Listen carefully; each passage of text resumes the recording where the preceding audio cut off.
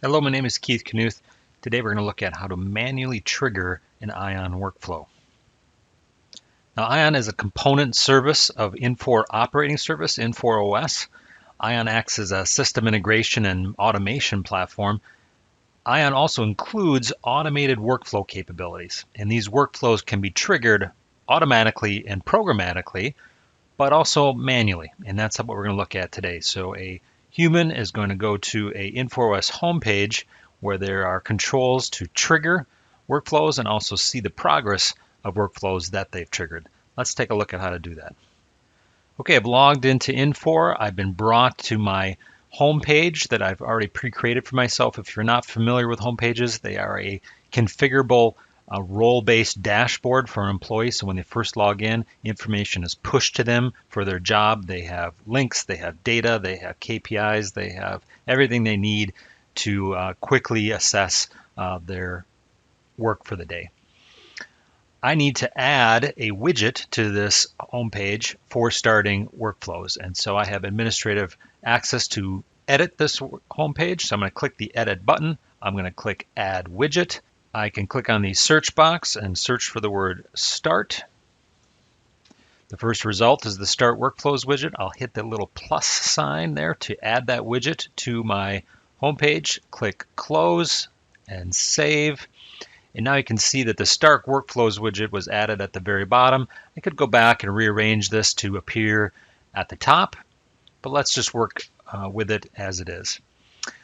As with most widgets, you can click on the ellipsis icon, go to Configure, and get basic configuration options for this widget. For example, I could change the name to My Workflows instead of Start Workflows and change the ordering if I wanted to.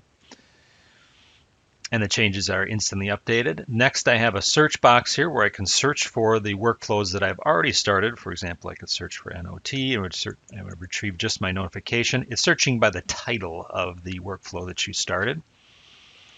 I can also filter by status, show just running, just completed, canceled, or failed. You can see that the completed ones are green, the running ones are blue, and if I had any failed, they'd be red here. Now for the ones that are already displayed, I can click on one and get the details of that workflow. I can see the status is completed on this one because it is green.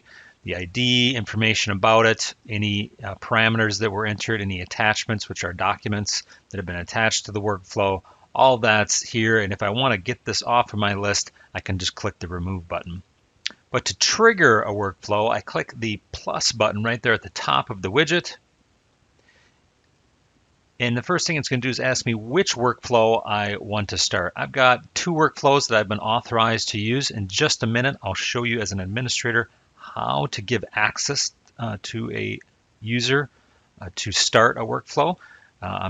In this case, I've only been given access to two. So let's choose the notification workflow. I can choose a different title for this one, saying start a workflow manually. I'll just give this a generic name, a description, and this simple workflow only takes one parameter, which is a title. And if I wanted to, I could add attachments to this. Attachments will flow through the workflow. All the approvers or people who get assigned this workflow will be able to see the attachments. I can upload a file from my desktop. Last step is just to click the Start button. Now you can see that workflow has appeared in my list under Today at my current time, and I can dive into that. It's green because it's finished running. Its only job was to issue a notification to users, and I can click on it, go into that workflow, and if I'm done with it, I can remove it from my list. Now, I said that when you go into start a workflow, the workflows that appear in this drop-down have to be authorized to you to start by an administrator. How do you do that? Into the app switcher, under ION Desk, open the desk menu, authorizations, workflow authorizations. And here you can see that I have start and manage. The start authorization type, or what we are looking for. We can see several workflows here have been authorized for people to start.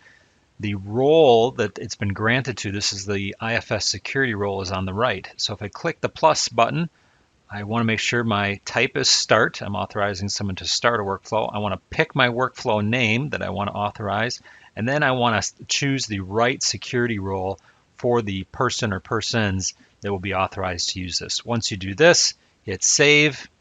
That group of users is automatically authorized to use them, and they will appear when they click the plus button. I hope this quick demo of how to start workflows manually was helpful.